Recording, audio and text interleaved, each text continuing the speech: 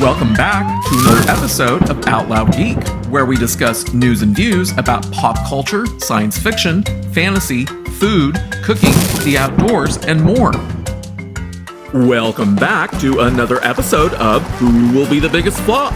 This is part 14, and not only did a new movie open this weekend that probably won't lose enough money to be considered for biggest flop, our newest entry from last week had an incredibly bad second weekend that broke records. And please remember to like this video and to press the red subscribe button to support this channel and the bell to receive notifications. First, we'll do a short recap of our movie contestants whose theatrical runs have already ended. And those movies include The Flash, Indiana Jones and the Dildo of Destruction, Haunted Mansion, and finally Mission Impossible Dead Reckoning Part 1. We will be foregoing further coverage of Blue Beetle since it has also ended its theatrical run and is no longer part of the top 5 biggest losing films. The production budgets for each of these 4 movies are shown in this next chart, from which you can see that they all range from a low of $157.8 million to a high of $300 million. From these production budgets, we can estimate a break-even point range for each movie by multiplying each production budget by 2.5 and 3.0 to account for the 50% of gross ticket sales that movie theaters keep for themselves, as well as the additional costs of marketing the movie and other miscellaneous costs that the studio pays above and beyond the production budget. And we can visualize the estimated break-even point ranges and the final global gross box office revenues earned by each movie in this next chart, which clearly shows just how much lower each of the movie's earnings were as compared to their respective break-even point ranges. And when we subtract each of the movie's final global gross box office revenues from their respective break-even point ranges, we'll get a range of losses in terms of global gross box office revenue that will then divide by 2 to account for the 50% of gross ticket sales that were kept by the movie theaters. The resulting quotients are the estimated range of losses suffered by each studio that's responsible for producing each of these 4 movies that all flopped in theaters. The Flash currently sits in first place with its losses ranging from $239.7 million to $314.7 million. Indiana Jones and the Dildo of Destruction currently sits in third place with its losses ranging from $176.4 million to $250.1 million. Haunted Mansion currently sits in fourth place with its losses ranging from $138.6 million to $178 million. And finally, Mission Impossible Dead Reckoning Part 1 currently sits in fifth place with its losses ranging from $78.8 million to $151.3 million. But what about who's sitting in second place? That will be our newest entry that premiered last weekend. So please give a warm welcome to the entry from Disney and Marvel Studios, the very woke 33rd MCU movie entitled The Marvels, starring Brie Larson and Samuel L. Jackson. And this movie is still working very hard to show just how much it wants to unseat The Flash to become the biggest flop of 2023. First, I'll begin by saying that the movie's domestic opening weekend box office revenue that was originally reported last week as being $47 million has been updated and is now slightly lower at $46.1 million. And that's even worse! But for this movie's second weekend at the box office, domestically it only earned another $10.2 million. Which is a drop of 77.9% from last weekend, which has now made The Marvels the record holder for having the largest second weekend box office drop in the entire history of the MCU and its 33 movies. And that's in addition to the movie earning the record for having the worst domestic opening weekend box office for the entire MCU. As I said, The Marvels is working very hard to unseat The Flash for first place. When combined with the movie's $8.7 million that it earned domestically during the week, the movie's current domestic box office now sits at around $65 million, which means that it had a weekly drop of 59%, and that is also extremely high. Internationally, the movie earned another $33.3 million, which was a weekly drop of 47.14%, to bring its international box office total up to $96.3 million. So globally, the movie earned another $51 million, which was a weekly drop of 53.74%, to bring its current global gross box office total up to $161.3 million. That places the current domestic share for The Marvels at 40.31%, which is slightly lower than it was last week and also shifted it slightly below the franchise average domestic share of 41.43%. Last week, it was slightly above. Now, given that the current average weekly drop for the movie is sitting at an incredibly high value of 59%, its average weekly drop will probably come down after the movie's third week. So for now, I will continue to project the movie's final domestic box office by using the franchise average weekly drop of 37.68% and one standard deviation above and below for a range from 31.94% to 43.42%.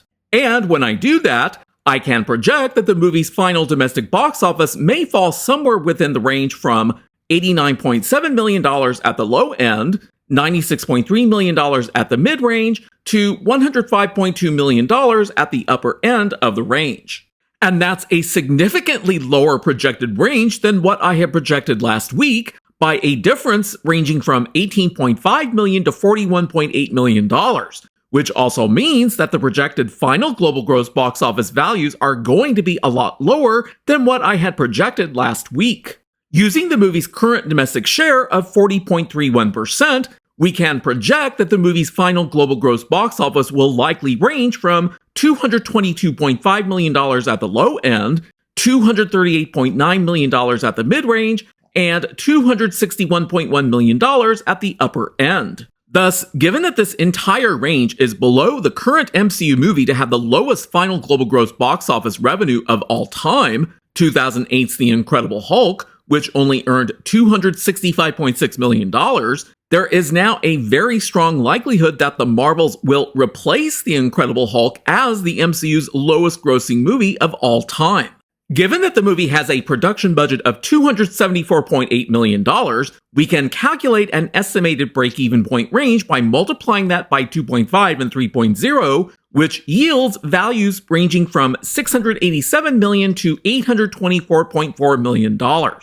And when we subtract the movie's range of possible final global gross box office values from the estimated break-even point range, we get a range of possible losses from $425.9 million to $601.9 million in global gross box office revenue.